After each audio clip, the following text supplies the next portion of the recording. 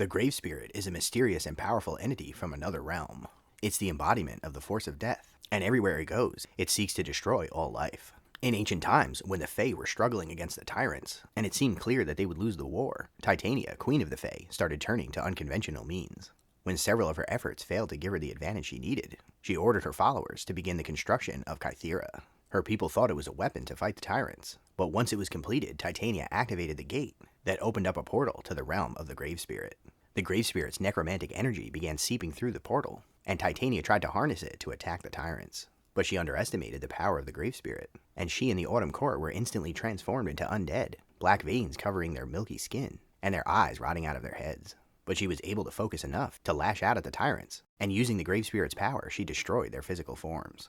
Just when things were getting out of control, she felt the Grave Spirit's presence weaken, as the engineers who had built Kythera turned on her, as they hadn't realized what her true intentions were. They closed the portal before the Grave Spirit could make it through, but some of its essence lingered, and undeath came to Malifaux for the first time. Over the many centuries, the caustic influence of the Grave Spirit transformed the land, twisting all of its living inhabitants. Many had to adapt to survive, including the true Nephilim, who were twisted from their human-like form to the more demonic appearances that we know of them today. Some creatures developed the ability to shapeshift in order to give them a better chance of survival, while still others developed a shotgun approach to breeding. If you have enough babies fast enough, then even if many of them are killed, a few are bound to survive long enough to do it all over again.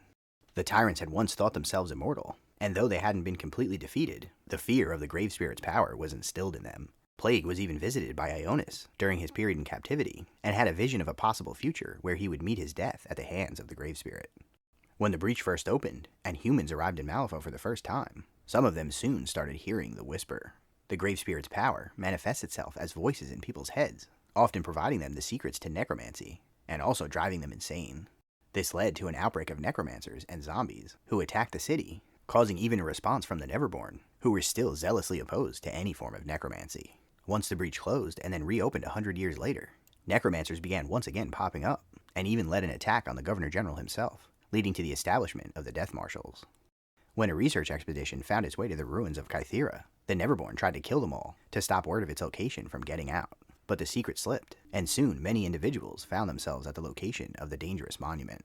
Sonia Crid deciphered the words that needed to be said to fully close Kythera and cut off necromantic magic from Malifaux for good. But as soon as that was accomplished, the tyrants felt a surge of their power return, as the Grave Spirit's influence was no longer there to keep them in check. December reasserted himself in physical form, but was soon defeated by the presence of another tyrant, just enough of a distraction for Seamus to have the opportunity to open the portal again. He reveled in the realization that the Grave Spirit was real, and it may have made it all the way through from the other dimension, if it weren't for Ramos arriving with the Leviathan and destroying Kythera, cutting off the portal.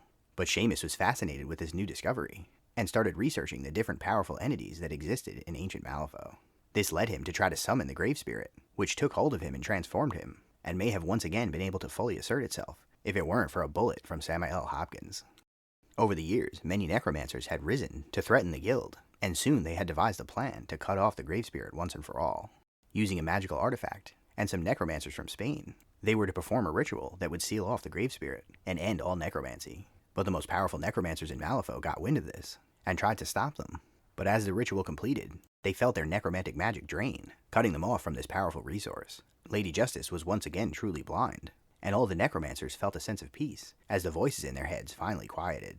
This would have been the end if not for the betrayal of Dr. McMorning, who used his position within the guild to get close to the ritual and destroy the artifact. Suddenly the Grave Spirit's influence was back, and it continues to spread its insidious influence to this day. The Grave Spirit doesn't really have a direct presence in the game of Malifaux. Don't confuse it with a Grave Spirit, which is what the Restless Spirit used to be called. Not the same thing. But we have seen some references to the Grave Spirit as well as the Whisper crop up on abilities throughout the editions, more commonly in 3rd edition. These are of course mostly on Resurrectionist models, and they usually have to do with necromancy things like regenerating and terrifying. But where we see the really interesting stuff is in Through the Breach, the RPG. It actually has a magical theory, which is like the style of magic that you use, that's called the Whisper. And what this does is it gives you access to any immuto in the game, which is like things that augment your spells, and give them extra abilities and features, which is super powerful. Usually you only have a limited pool of them. But every time you do it, you get the crazy condition, which makes it harder to pass any check that has to do with a mental aspect, unless it's to cast necromancy magic. So this is a really great way to show how the Grave Spirit's influence can drive somebody insane, but gives them access to some really powerful magic. There's also an advanced pursuit called the Grave Servant, And in order to unlock it, you have to actually find a fragment of the Grave Spirit's power. And then in order to level it up, you have to find more. But it gives you access to some really interesting abilities, including being carried around by some inky tendrils and using them to attack, which kind of reminds me of what happens to Seamus when he tries to summon the Grave Spirit. Another interesting one is Touched by the Grave Spirit, which is a general talent that you can only unlock if you've either died or gotten to negative 10 wounds. And what this does is it gives you an extra boost of health whenever you fall unconscious, because the Grave Spirit has noticed you and decided to make you a little stronger. So that's everything we know about the Grave Spirit. It's kind of the big bad that even the big bads are afraid of, and it was the center of the first main plot line in Malifaux, and I'm hoping we'll see it come back into the story in a big way pretty soon. But drop a comment below and let me know who your favorite necromancer is, or which of the non-necromancers would you like to see start being influenced by the Whisper. Check out this playlist of other Malifaux lore shorts that I've done covering a whole bunch of different topics that you might find interesting. Don't forget to like and subscribe, share the video with some friends, and check out the important links in the description below. And huge thanks to the Extremely Cool Kids tier on Patreon, the Steam Powered Scoundrels, Dogmatize, and Devin. And thanks for watching.